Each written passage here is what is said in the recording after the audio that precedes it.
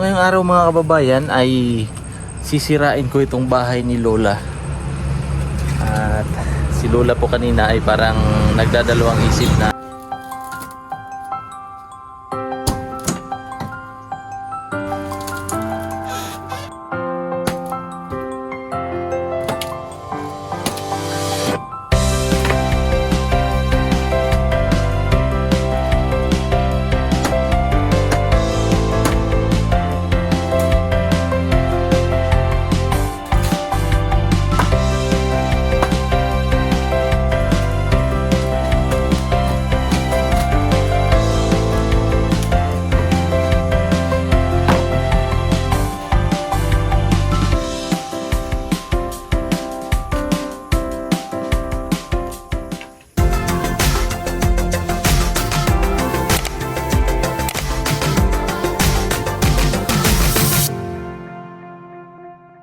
Hello po, magandang araw po sa inyong lahat mga kababayan. Panibagong araw at panibagong vlog na naman po ang ating pagsasamahan ngayong araw na ito.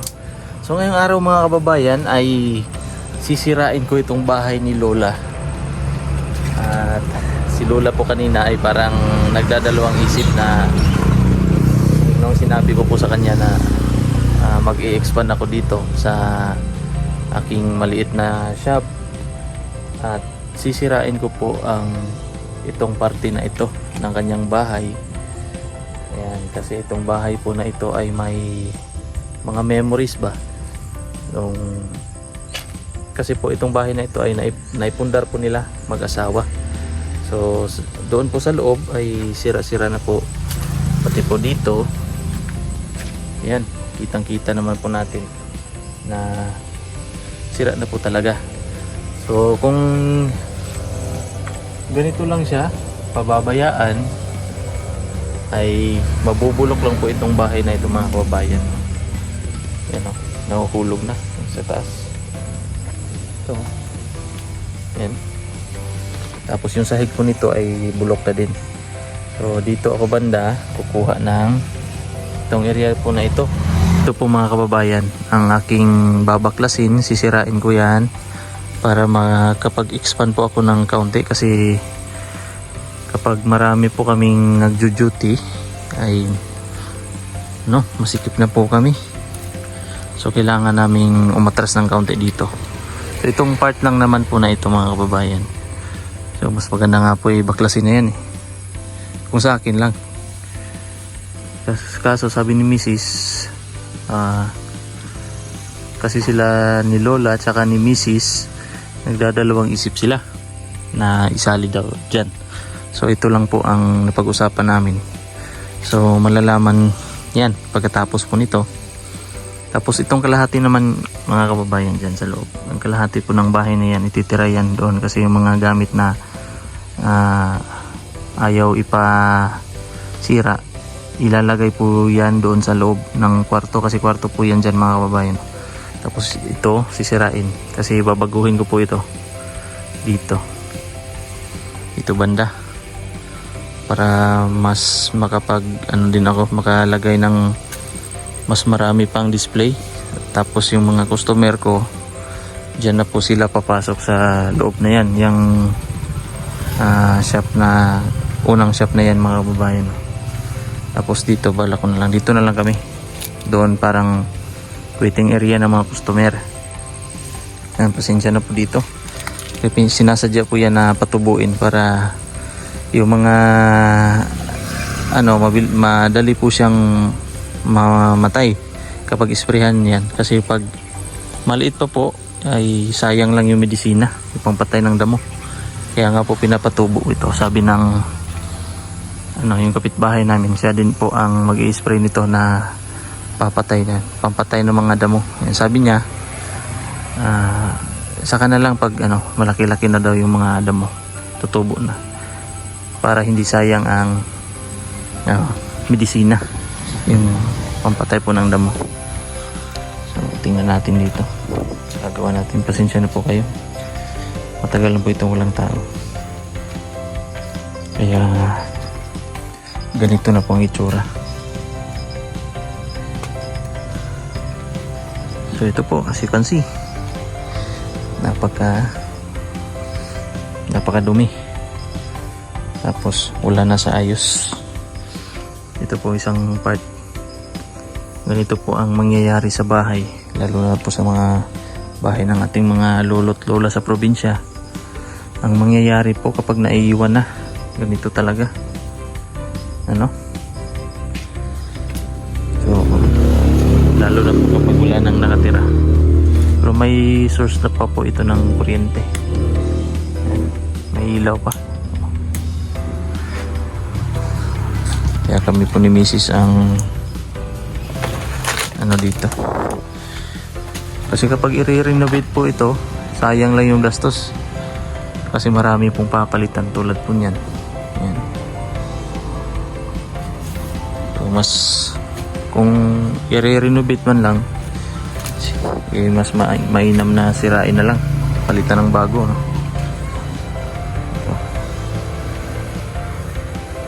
Malita. Malita pa ito yung ginamit ko nung nag-Taiwan ako.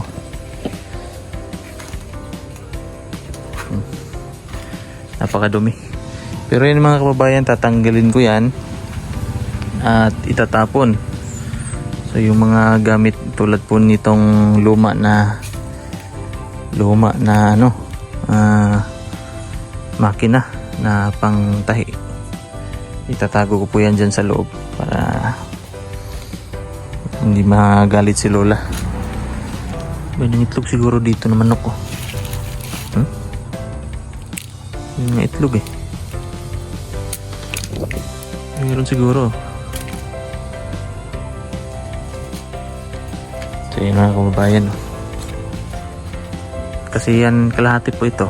Ang kalahati dyan, hindi na po sakop ng lupa na sa kanila ni Mrs. Tapos dito yung banda, balinahati po ito. Kaya po yung tindahan, yung shop na ginawa ko, dito lang po banda. So let's go.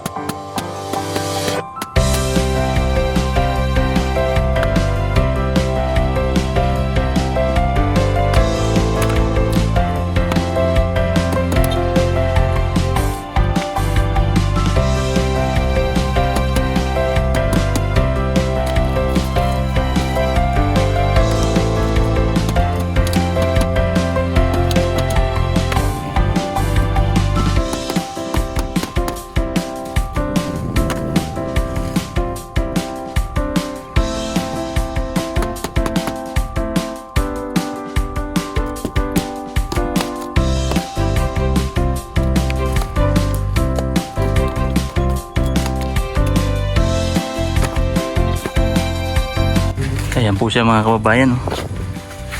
Nabuksan na namin dito. Ayan, kasama ko si Junjun, ang aming trainee technician. Ito, kawawa na tignan. Meow meow meow meow na. Tapos itong mga gamit, mga papasok doon yung iba. Yung iba ay tatapon na yan, ililibing sa lupa na lang siguro or sunugin. Bawal siguro, no? Bawal dyan, no?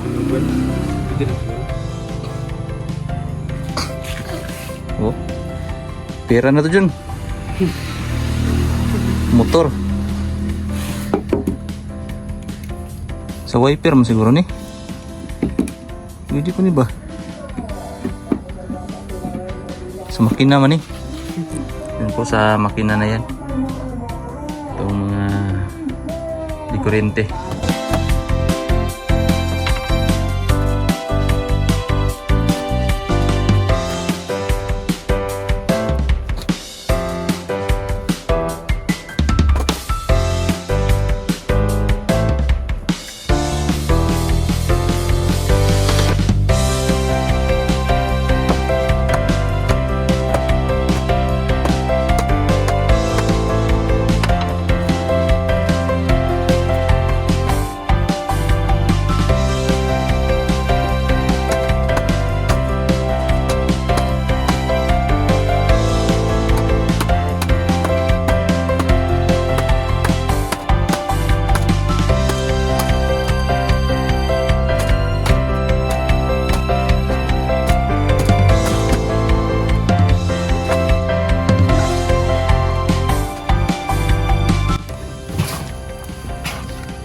Ito po mga kababayan ang lumang makina ni Lola.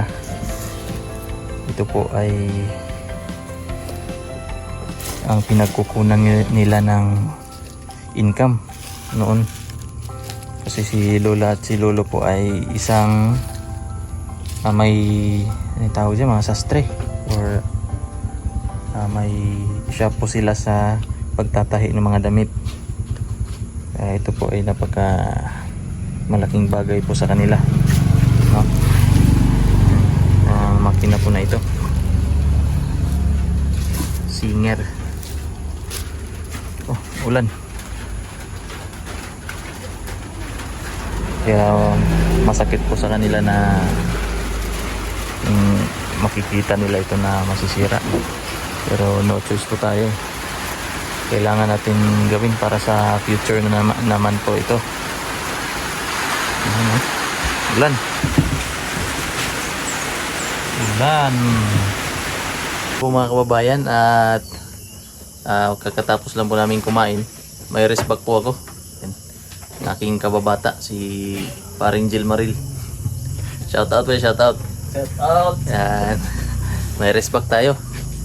Kasi yung assistant technician ko kanina, yan, para siya yung matira doon sa shop. Tapos kami dito kumbate. Let's go ulit.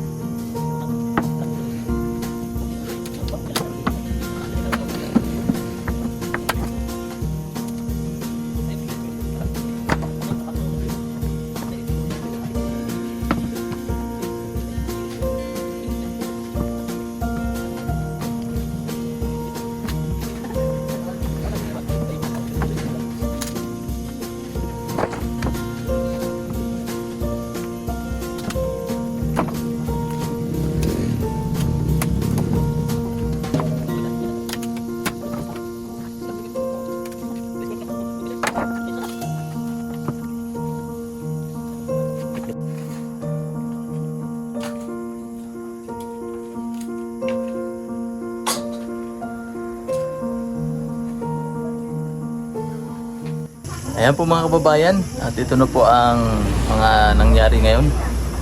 Nagpawisan na po tayo ng maraming singot. Pre, no? Yeah, pre. Ayan, mga kababayan, nagpawisan ng maraming singot.